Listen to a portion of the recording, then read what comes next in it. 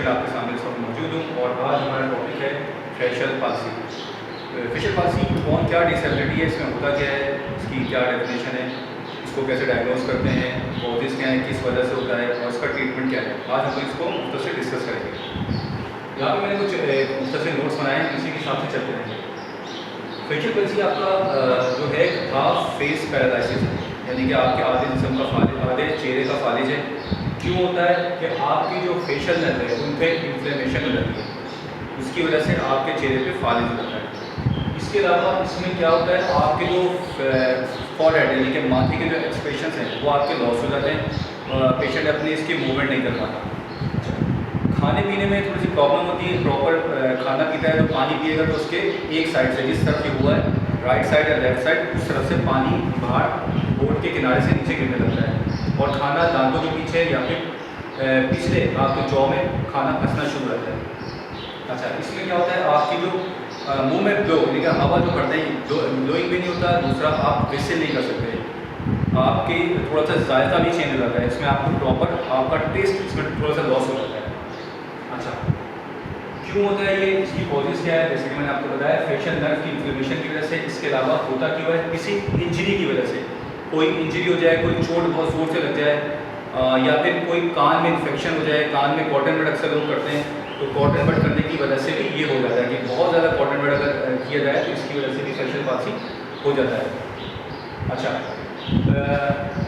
बहुत ज़्यादा अगर सर्दी में गुजर रहे हैं, कोई सर्दी वगैरह में, जैसे कि कनाडा वगैरह साइड पे फेशियल पाल्सी बहुत ज़्यादा होता है, जहाँ पे सर्दी के जो एरियाज़ हैं, तो उस सर्दी की वजह से यानी कि कोल्ड इम्पैक्ट होता है, इंजरी है। अच्छा, बहुत से लोग हमारे मुल्क में अल्हम्दुलिल्लाह का इसका रेशो नहीं है, उनका ड्रिंकिंग की वजह से भी होता है, अगर कोई ड्रिंकिंग कसरत से करता है तो उसकी वजह से भी फेशियल पाल्सी हो जाता है। अच्छा, स्मोकिंग भी इसका एक कॉज है, विटामिन बी उसकी बॉडी के अंदर अगर कमी होगी तब भी आपका फेशियल पाल्सी के होने के चांसेस होते हैं।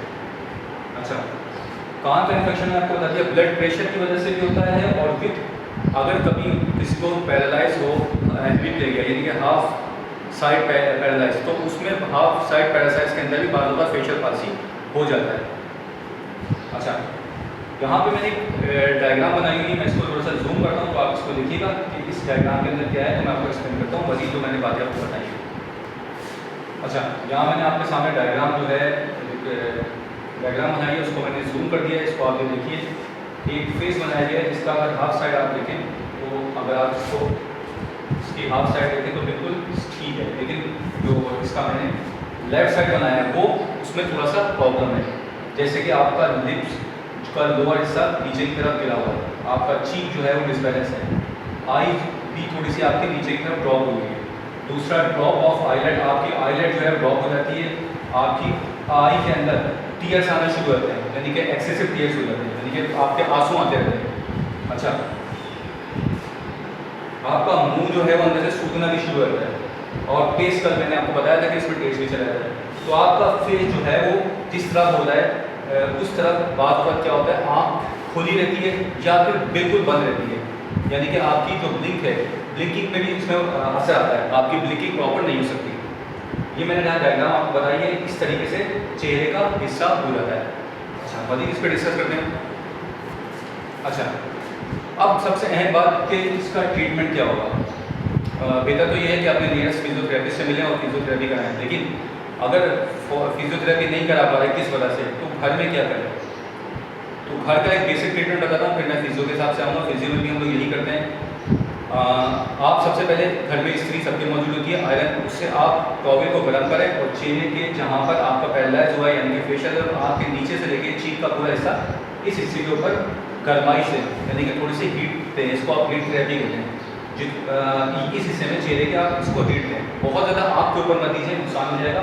आँख के बिल्कुल नीचे से, जो आँख का नीचे खुदाई का हिस्सा है जहाँ पे आपका गिलास जाता है, उसके अलावा नीचे का पूरा हिस्सा है चीक का, इसके ऊपर आप लोग थोड़ी सी हीट दें तकरीबन 3 मिनट तक। इसके बाद पेशेंट की कुछ एक्सरसाइज करवाई जाए घर के अंदर। क्या एक्सरसाइज है देखिए, जैसे कि उसके चेहरे, सबसे पहले उसके चेहरे का मसाज करा दिया जाए। नॉर्मल मसाज उसको समझने की जरूरत नहीं है, कोई भी किसी किस्म का मसाज जो क्लॉकवाइज एंटी क्लॉकवाइज आप चेहरे के ऊपर मसाज करा सकते हैं किसी भी लोशन के साथ। अच्छा, मसाज भी तकरीबन 4 मिनट्स करें, तो 3 और 4 मिनट्स आपके 7 मिनट्स हो गए।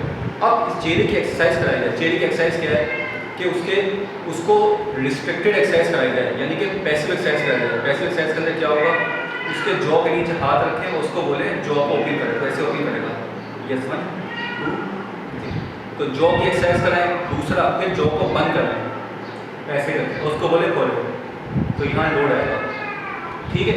अच्छा, उसके बाद इसकी आइज़ के ऊपर ऐसे करके ब्लिंक हाथ रख लीजिए, उसको बोले खोले, यस 1 2 3।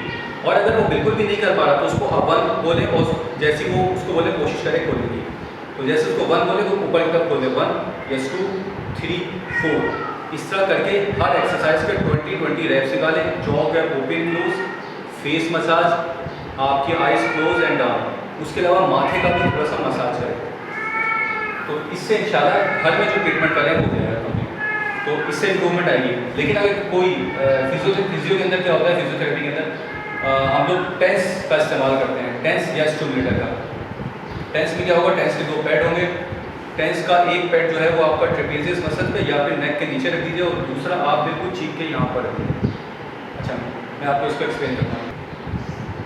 टेंस के इसके 2 पैड होंगे, इनमें वायर लगी होगी, मैं अभी विदाउट वायर समझा रहा हूँ आप लोगों को। एक हिस्सा आप चेहरे के बिल्कुल इस हिस्से पर रखिए, और दूसरा हिस्सा ये नेक के नीचे रख दीजिए, या फिर ये बिल्कुल नेक के नीचे, या फिर ट्रेपेजियस मसल पर रख दीजिए। इन 2 एरियाज पर रख दीजिए। उसके बाद अकॉर्डिंग टू एंड्योरेंस, यानी कि जितना पेशेंट बर्दाश्त कर सकता है उसकी इंटेंसिटी और फ्रीक्वेंसी को बढ़ा दीजिए, और 10 मिनट तक स्टिमुलेटर लगा दीजिए। ऐसा आप तकरीबन 14 डेज तक करें, ये पेशेंट इंशाल्लाह इम्प्रूव करेगा, ठीक है। अगर कोई कॉम्प्लिकेशंस होगी, डिफरेंट तरह की कॉम्प्लिकेशन होती है, तो बाद बार पेशेंट इम्प्रूव नहीं करता, लेकिन फेशियल पाल्सी के अंदर तकरीबन 80% पेशेंट रिकवर करता है। तो आज का हमारे टॉपिक था फेशियल पाल्सी का, उम्मीद है आप लोगों को पसंद आएगा। इंशाल्लाह नेक्स्ट टाइम मैं अपने नए टॉपिक के साथ मिलूँगा, जब तक के लिए इजाज़त दीजिए। अस्सलाम वालेकुम।